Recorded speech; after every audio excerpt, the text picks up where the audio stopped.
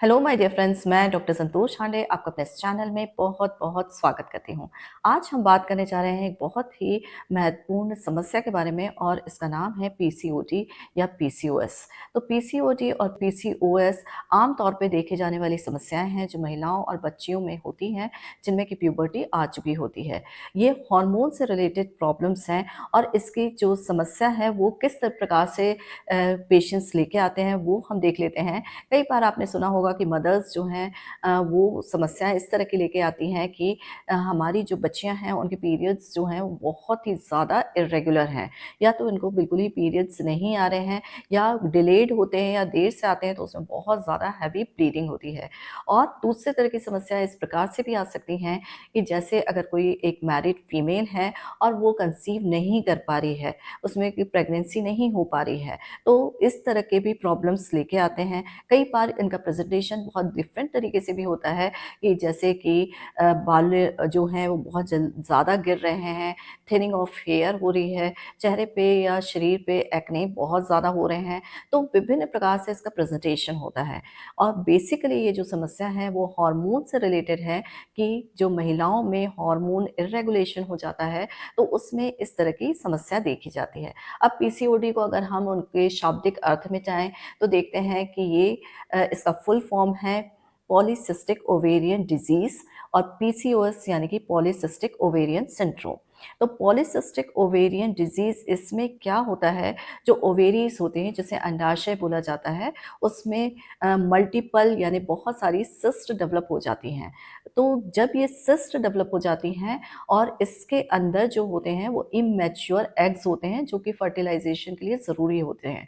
तो जब immature eggs वाली ओवरीज मल्टीपल सिस्ट के रूप में होती हैं तो हार्मोन इम्बैलेंस हो जाता है और इसमें जो मेल हार्मोन है जिसे हम टेस्टोस्टेरोन कहते हैं, उसकी मात्रा बढ़ जाती है। यानी कि ईस्ट्रोजन जो कि फीमेल हार्मोन है उस के साथ-साथ में जो एंड्रोजन या टेस्टोस्टेरोन होता है उसकी मात्रा बढ़ जाती है। तो इस ये जो डिस्टर्बेंस ऑफ हार्मोन होता है उसकी वजह से ये सारी समस्याएँ आती हैं। तो ये बहुत कॉमनली आजकल जो यंग जनरेशन की लड़कियां हैं उनमें देखने को मिल रहा है और इसकी जो संख्या है वो भारतवर्ष में लगभग 20% के करीब आगे जा रही है। तो जब इतनी बड़ी संख्या में लोग अफेक्ट हो रहे हैं तो निश्चित तौर पे ये हेल्थ समस्या हमारा ध्यान खींचती है। वहीं दूसरी तरफ अगर दूसरा इसको टर्म जो है जिसको इंटरचेंजेबली पीसीओडी से यूज़ किया जाता है वो पीसीओएस है जिसे हम पॉलीसिस्टिक ओवेरियन सिंड्रोम कहते हैं।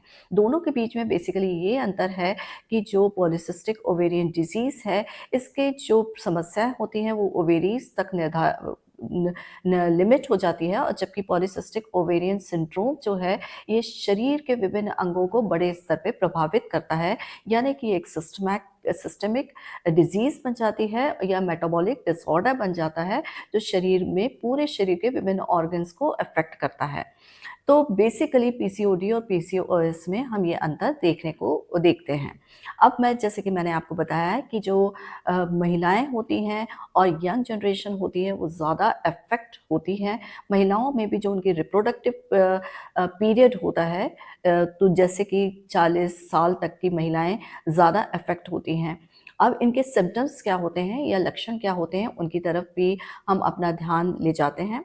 तो पहले सिम्पटम के रूप में जब हमारे पास में ज़्यादातर फीमेल समस्या लेके आती हैं तो उनका पहला सिम्पटम होता है इर्रेगुलरिटी ऑफ मेंसेस, यानी उनकी जो मासिक धर्म होता है वो काफ़ी ज़्यादा अनियमित हो जाता है या तो उनको पीरियड्स आते ही नहीं हैं। कई बार 1, 2, 3 4 महीने ये तक पीरियड्स डिले हो जाते हैं। बहुत लंबी अवधि के बाद में आम तौर पे आते हैं या जो है कभी-कभी इनमें ब्लीडिंग भी कई बार देखा जाता है बहुत ज़्यादा हो जाती है।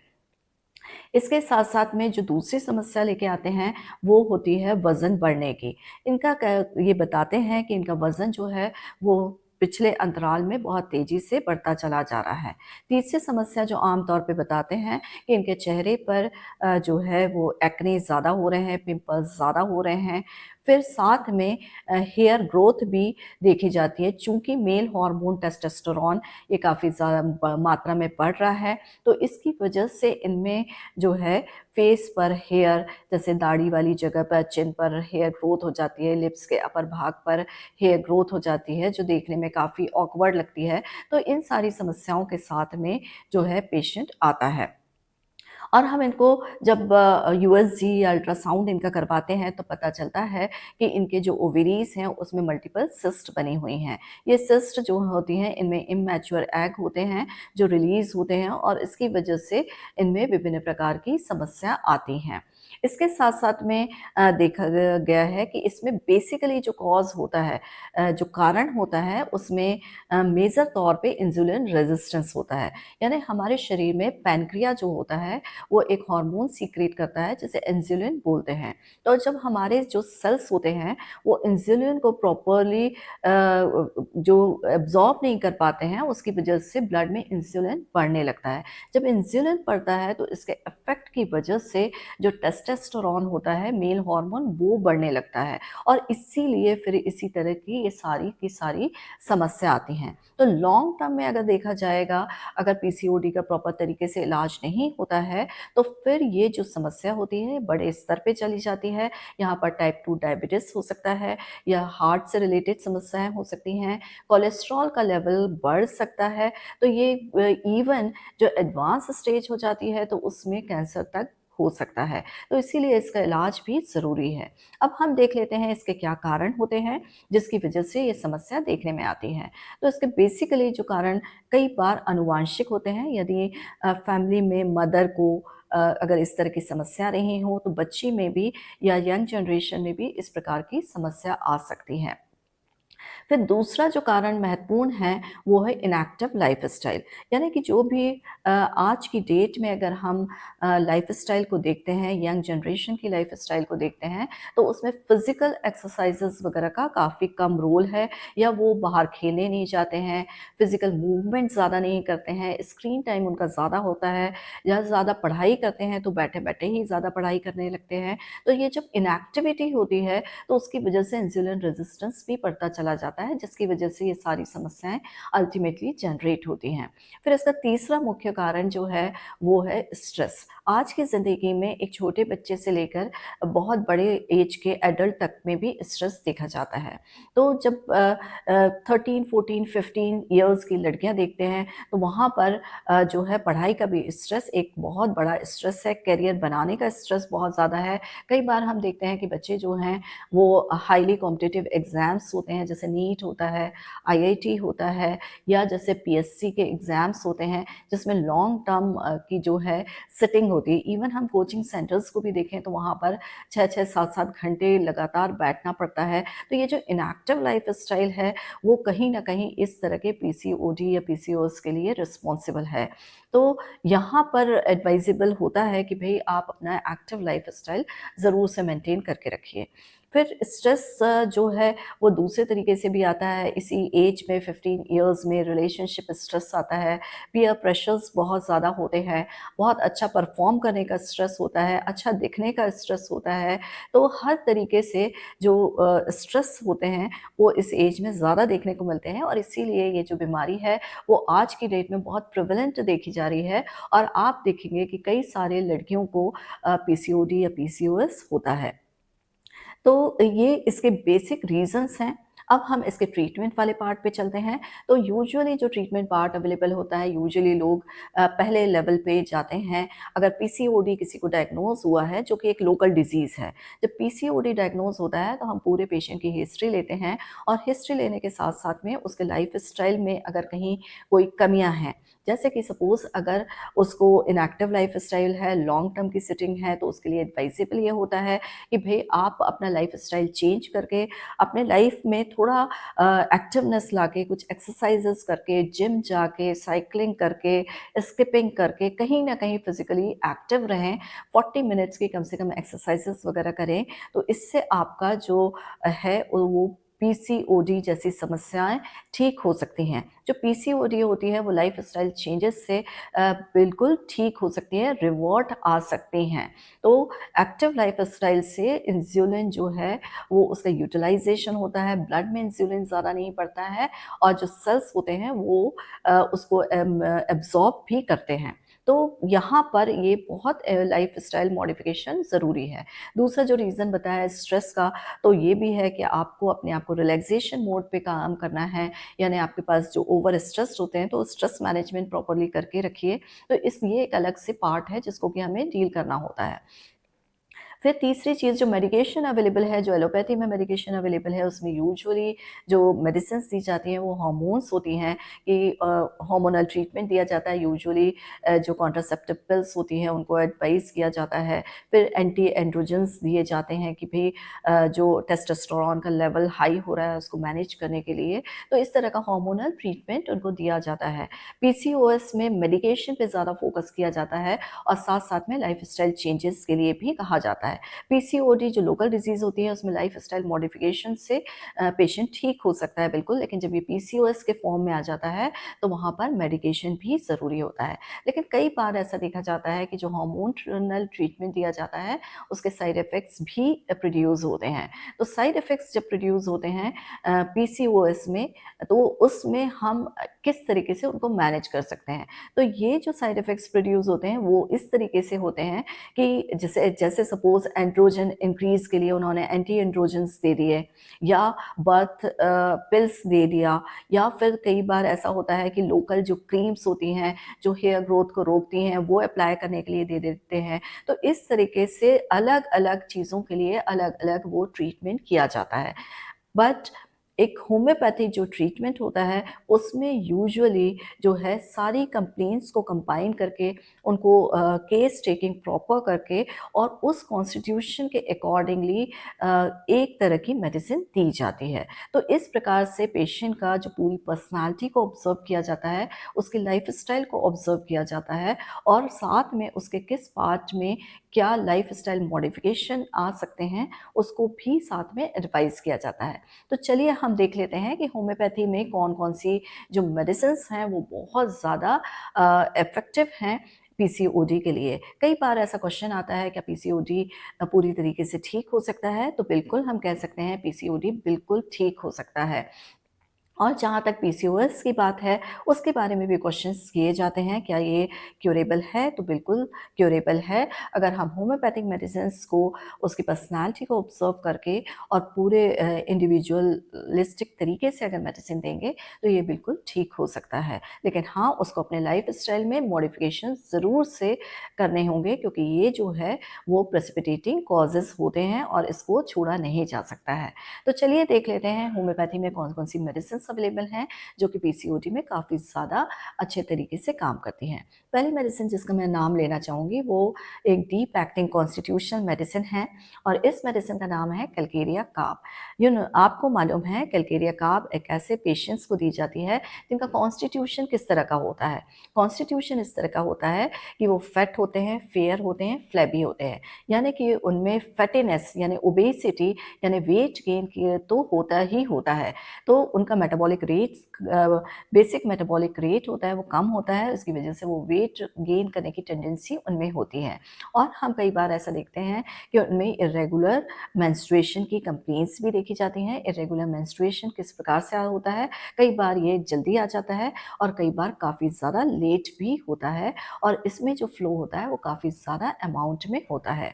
पेशेंट जो है उसको पसीना बहुत ज़्यादा होता है, उसको सर्दी बहुत ज़्यादा लगती है और उसके अगर पर्सनैलिटी को देखा जाएगा तो ये जो पर्सनैलिटी होती है वो अंडर कॉन्फिडेंट होती है, यानी कि उनमें कॉन्फिडेंस का लेवल बहुत ही कम रहता है और जब ये कॉन्फिडेंस का लेवल कम होता है तो वो हर चीज़ में उनको घबराहट होती है, यानी हर चीज़ को लेके वो स्ट्रेस्ड हो जाते हैं। तो ये बहुत ही इम्पॉर्टेंट मेडिसिन है पॉलीसिस्टिक ओवेरियन डिजीज़ या पॉलीसिस्टिक ओवेरियन सिंड्रोम के लिए और यहाँ पर कॉन्स्टिट्यूशनल वाइज काफ़ी सारे पेशेंट में ये दी जाती है और इसके काफ़ी ज़्यादा अच्छे रिजल्ट्स भी देखे गए हैं। दूसरी मेडिसिन जिसका मैं नाम लेना चाहूँगी जिसके लिए जो पीसीओडी या पीसीओएस में दी जाती है वो है नैट्रल-म्योर। नैट्रल-म्योर एक ऐसी मेडिसिन है जिसमें जो पेशेंट होता है उसमें भी स्ट्रेस लेने की टेंडेंसी, बिकॉज़ सेंसिटिव ज़्यादा होते हैं तो स्ट्रेस लेने की टेंडेंसी काफ़ी ज़्यादा होती है। छोटी-छोटी सी बात जो है उनको बहुत ज़्यादा हर्ट करती है, उनको बहुत ज़्यादा परेशान कर देती है। जैसे कि अगर सपोज़ एग्ज़ामिनेशन है, एग्ज़ामिनेशन होने वाला है तो उसका बहुत ज़्यादा स्ट्रेस ले लेते हैं और उनके नेगेटिव थिंकिंग या की तरफ ज़्यादा जाते हैं कि मैं सक्सेसफुल हो पाऊँगा या हो पाऊँगी कि नहीं हो पाऊँगी, और इस तरह से इवन उनके लाइफ में ग्रीफ यानी दुःख, ये भी कई बार ऐसा रीज़न होता है जो कि वो उनको कॉन्स्टेंटली अंडर स्ट्रेस रखता है। लॉन्ग टर्म ग्रीफ के लिए काफ़ी ज़्यादा अच्छी मेडिसिन है। साथ ही में इनमें माइग्रेन की भी कभी-कभी एसोसिएटेड कंप्लेंट्स होती है। अगर माइग्रेन है एसोसिएशन में पीसीओडी या पीसीओएस देखने को मिल रहा है तो वहाँ पर नैट्रोम्योर का काफ़ी अच्छा रोल देखने को मिलता है। तो इसमें बेसिकली पेशेंट जो है वो उसको पसीना बहुत ज़्यादा आता है, गर्मी बहुत ज़्यादा लगती है, पेशेंट जो है जल्दी चीज़ों में घबरा जाता है, सन से एग्रावेशन होता है, मेंस्ट्रुअल इरेगुलरिटीज़ होती हैं, मेंसेस कभी भी टाइम पर नहीं आता है। ये जो पेशेंट्स होते हैं वो सॉल्ट का इंटेक काफ़ी ज़्यादा करते हैं। इनमें फैमिली हिस्ट्री में अगर देखा जाए तो डायबिटीज़ की हिस्ट्री देखने को मिलती है। कई बार उनके मदर को, फादर को या और उनके पहले वाली जनरेशन में भी डायबिटिक हिस्ट्री देखने को मिलती है। तो ये सारी जो कंडीशंस होती हैं वो नैट्रोम्योर को ले जाती है टुवर्ड्स इंडिकेटेड मेडिसिन की टुवर्ड्स लेके जाती हैं। तीसरी मेडिसिन अगर हम देखें तो वो लाइकोपोडियम है। लाइकोपोडियम भी पीसीओएस के लिए मेडिसिन दी जाती है और इसमें भी इरेगुलरिटी ऑफ मेंसेस काफ़ी ज़्यादा देखने को मिलती है। पेशेंट जो है उसका कॉन्फिडेंस लेवल कम होता है, जल्दी घबरा जाता है, जल्दी स्ट्रेस लेता है, परफॉर्मेंस एंजाइटी इनमें देखने को मिलती है कि कोई भी अगर चाहे तो स्टेज में परफॉर्मेंस हो या फिर किसी एग्जामिनेशन में अपीयरेंस हो, किसी मीटिंग को अटेंड करना हो, कहीं प्रेजेंटेशन करना हो, तो ये सारे के सारे में स्ट्रेस का लेवल बहुत हाई लेवल पे रखता है। इमेज कॉन्शियस बहुत ज़्यादा पेशेंट होता है, पावर की बहुत ज़्यादा डिज़ायर होती है, तो ये सारी की सारी कंडीशंस को लेके हम देखते हैं कि ये एक सूटेबल मेडिसिन बनाती है for the PCOS. Gastric complaints इसमें ऑलवेज एसोसिएटेड रहती है, तो यहाँ पर इन चीज़ों के साथ में गैस्ट्रिक कंप्लेंट्स भी होगी, तो वहाँ पर लाइकोपोडियम का इंडिकेशन बिल्कुल बनता है। अगली मेडिसिन जो कि बहुत अच्छा काम करती है इस तरह के पीसीओएस या पीसीओडी पे, वो थायरॉइडिनम है। थायरॉइडिनम आज आप की डेट में आप देखते हैं कि थायरॉइड डिसऑर्डर्स भी जितने कॉमन पीसीओडी हैं, फीमेल्स में उतने ही कॉमन जो थायरॉइड डिसऑर्डर्स भी देखे जा रहे हैं। तो ये भी थायरॉइड डिसऑर्डर्स जो कि हार्मोनल डिसऑर्डर है, ये भी स्ट्रेस की वजह से काफ़ी ज़्यादा होता है। पेशेंट जो होता है ओबेस होता है, उसको ठंड भी कभी लगती है, कभी बहुत ज़्यादा गर्मी भी महसूस करता है। उसके साथ-साथ में उसको डिज़ायर स्वीट के लिए भी हो सकती है, सॉल्ट के लिए भी एक्सेसिव डिज़ायर होती है। तो ये बहुत वाइड रूप में पीसीओडी की कंप्लेंट्स को कवर करता है। हार्मोन्स के लिए बहुत अच्छा, हार्मोन डिसबैलेंस होता है, तो उसके लिए बहुत अच्छे तरीके से ये मेडिसिन काम करती है। तो बहुत अच्छी इंडिकेटेड मेडिसिन है इस तरह के ट्रबल्स के लिए। फिर इसके साथ में एक और मेडिसिन जिसका नाम मैं लेना चाहूँगी और वो है सीपिया। सीपीआई एक ऐसी मेडिसिन है जो कि हॉर्मोन्स के लिए बहुत अच्छे तरीके से काम करती है। जब हम देखते हैं पीसीओडी का एक स्टेज पार करके जब वो पीसीओएस पे आता है, जब ये सिंड्रोम बन जाता है और सिंड्रोम का जो अल्टीमेट पार्ट भी होता है जहाँ मूड फ्लक्चुएशंस आने लगते हैं। जब मूड फ्लक्चुएशंस होने लगते हैं तो एक जो कंडीशन आती है पीसीओएस के पेशेंट्स को, वो कई बार डिप्रेशन के भी शिकार हो जाते हैं। तो जब ये डिप्रेशन वाली स्टेज होती है तो उस कंडीशन को कंसीडर करते हुए सीपिया एक बहुत अच्छी मेडिसिन है जहाँ पर इंडिफरेंस जो है यानी कि उदासीनता जो है वो एक प्राइम सिम्टम होता है इस मेडिसिन का, और हार्मोनल इम्बैलेंस उसमें है ही है। मेंस्ट्रुअल इरेगुलरिटीज़ काफ़ी ज़्यादा हैं। जो पेशेंट है उसको कई बार अमेनोरिया के फेजेस आते हैं यानी नो मेंसेस एट ऑल। कई बार 1, 2, 3 महीने भी उसको पीरियड्स नहीं आते, कई बार डिलेड हो जाते हैं, कई बार बहुत हैवी मेंसेस होते हैं। तो ये सारी इरेगुलरिटीज़ को कवर करती है सीपिया। तो सीपिया हार्मोनल डिसबैलेंस के लिए बहुत अच्छी मेडिसिन है, ये एक चिली मेडिसिन है और इसकी जितनी भी कंप्लेंट्स होती हैं वो पानी में काम करने से बहुत ज़्यादा बढ़ती हैं। स्ट्रेस ग्रीफ के रूप में हो सकता है क्योंकि ये ग्रीफ के लिए एक बहुत ही ज़्यादा अच्छी मेडिसिन है। तो ये देखा आपने इस प्रकार की होम्योपैथी में कई सारी मेडिसिन हैं जिसका डिस्क्रिप्शन देना संभव नहीं है, लेकिन बहुत अच्छी मेडिसिन्स हैं जो कि पीसीओडी या पीसीओएस के लिए बहुत अच्छे तरीके से कार्य करती हैं। अगर हम बात करें कि हार्मोनल पिल्स लेना चाहिए या नहीं लेना चाहिए, तो मेरा ये सजेशन है कि हार्मोनल पिल्स जो हैं वो एक पर्टिकुलर टाइम तक काम करती हैं, लेकिन जो है आपका लाइफ़स्टाइल जो है वो बहुत ज़्यादा इम्पोर्टेंट है। तो लाइफ़स्टाइल मॉडिफ़िकेशन इसमें मस्ट है। आप अच्छी एक्सरसाइज़ करिए, आप स्ट्रेस फ्री रहिए या स्ट्रेस को मैनेज करना सीखिए। स्ट्रेस को मैनेज कैसे कर सकते हैं? हम अपनी हॉबीज़ पे काम कर सकते हैं, थोड़ा टाइम रिलैक्सेशन के लिए रखिए। कुछ टेक्निक्स ऐसी होती हैं जैसे कि मेडिटेशन होता है, box breathing, body relaxation technique होती है, जैकोब्सन रिलैक्सेशन मेथड होती हैं। ये सारी की सारी जो हैं वो रिलैक्सेशन के लिए काम करती हैं।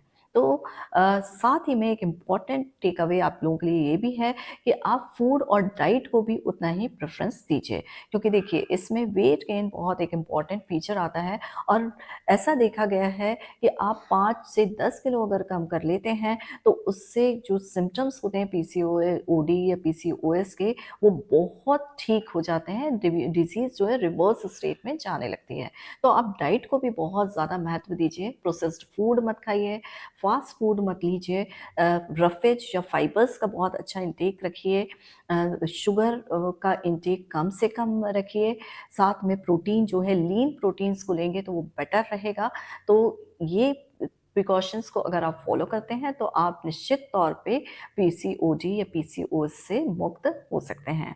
तो आई होप ये इन्फॉर्मेशन आपको पसंद आई होगी, और यदि आपको पसंद आई है तो प्लीज़ मेरे चैनल को लाइक करिए, शेयर करिए, सब्सक्राइब करिए, बेल आइकन पे ज़रूर से प्रेस करिए ताकि आगे आने वाले वीडियोज़ को का नोटिफ़िकेशन आपको मिल सके।